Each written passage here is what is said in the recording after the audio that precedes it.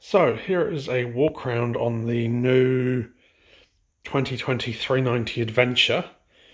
I know a few people have been asking about it, and I was lucky enough to get one literally an hour before my dealership shut down for the lockdown. Haven't put many Ks on it yet, about 100.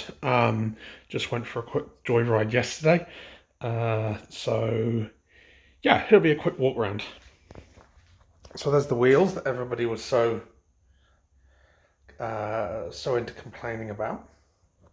I really like the screen does actually adjust quite a distance. It comes down to sort of here. I'm 6 foot on the dot, and up or down makes virtually no difference to me. It's still quite noisy and you're still quite in the airflow. Keeps a bit more off your body, but I believe the screen is exactly the same as the 790 Adventure. So you can replace those if you want and get a slightly taller one for touring, which I may do later. Plastic guards, I bought some bark busters for this, which are the wrong ones, so that's why they're not on, but I don't think it's entirely necessary. They seem pretty solid, and I haven't heard many reports of them breaking or anything like that. I did replace my mirrors though, because I like the double take mirrors. As chronically as expensive as they are, one thing you do need the adapter for it if you are getting these, because it's a reverse thread on here. And the reason the bark busters aren't on at the moment is because I bought the tapered kit and it's a non-tapered bar. I did get the bar pad mostly so I can put lollies in here for long journeys. It's a nice little waterproof roll top there. It does make getting the key in a little bit difficult. It's kind of buried in there, but you can do it. So we've got our 12-volt plug here, which I'm going to replace with a USB because I don't like those. Dashboard and the kit, obviously, that you can get to take that off to do your GPS and various bits and pieces. Tanks are all plastic. They're not metal. They're that kind of really thick, I think ABS or something like that. So it should last a long time. The old 390 engine. They say it's exactly the same in spec to the Duke, but I had a 2017 Duke before this, and this feels way more tractable low down. Still running it in. The engine's only got, like I said, about 100 Ks on it. So I haven't really revved it out yet, but it certainly feels a little bit better low down, especially with low down kind of wide throttle openings. Feels better than the Duke. Ridiculously quiet, like 50 Ks an hour you can't hear it. So the exhaust system is really good, and I like that because my 950 you'll see in the background has these massive Leo Vince things on it, and it is very loud. So yeah, seat's a bit firm at the moment. I'm hoping that kind of squishes down a bit, or I might need something a little bit more squishy, because I'm a big guy and I like my creature comforts. Okay, let's go around. Yeah. So I put paddock stand bobbins on it just because there's no center stand. And I don't want to put a center stand on it because I don't really want to put the ground clearance down any further than it is. So I've got these for the stand to go on. I quite like the kind of skeletal sprocket. Just kind of looks lightweight. It's probably not. I think is it steel? Somebody will tell me, but it kind of feels like steel. Looks a bit like steel. I noticed mine in a rush to get out. I don't have a lower chain guard. And I don't know if it actually comes with a lower chain guard or if they just were trying to get out the door to me, which was really nice of them. So yeah, the foot pegs with the inserts, same as the old bikes. They kind of look the same size as my 950, so I think I might get some of those on. I just like the bigger platforms. I got big feet. And it just makes it a little bit lower, a little bit wider, easier to stand up on. Although it's an easy bike to stand up anyway, because it's really narrow at the front. Although again, not as narrow as the 390 Duke.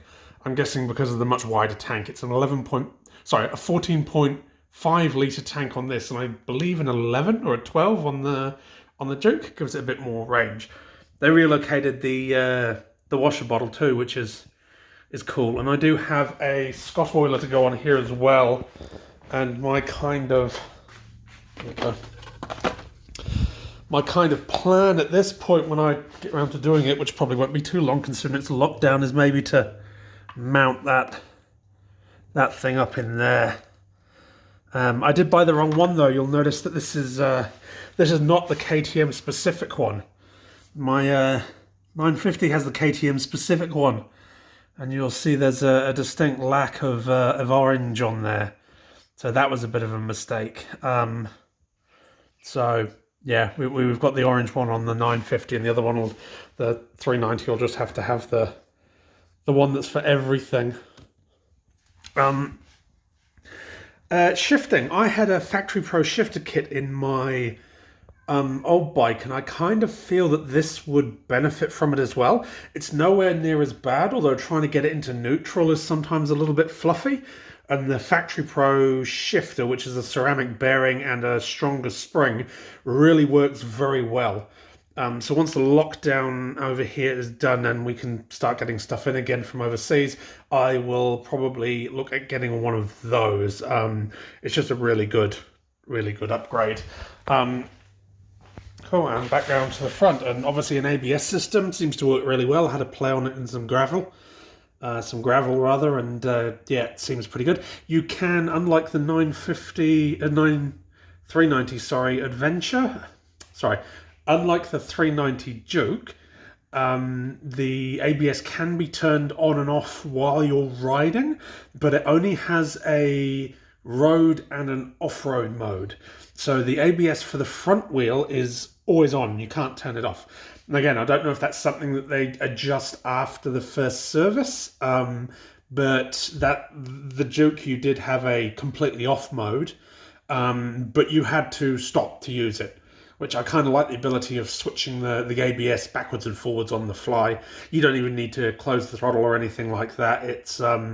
It just happens straight away as soon as you press the button. Bash plate. Not too sure about this. It seems to be the same kind of solid plastic that they make Actually, it is pretty damn solid. That they make the grip, the bars and everything on it. It has this brace across the front. I don't know what that's actually bolted to.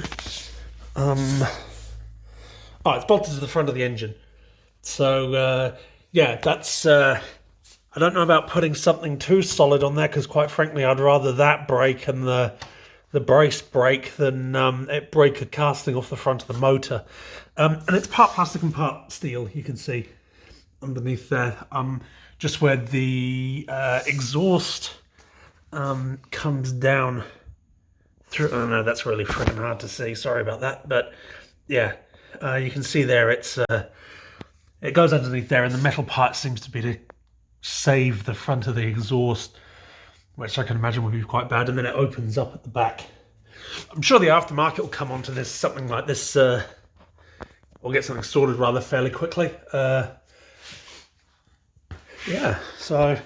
Oh, and one of the other big changes from the Duke is the nice big curved radiator. And it has two fans, one on either side, which the Duke doesn't. And I know mine, I could be riding in traffic with my girlfriend in front of me, and she could hear the fan turn on the 390. Never really bothered me, but it was exceptionally loud. This one you can't hear. The fans may have come on during my 100k ride.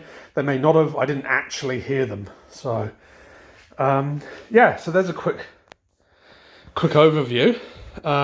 You can see as well, it's like the old 950 used to dwarf the 390 Duke, but it's no, it's not massively different.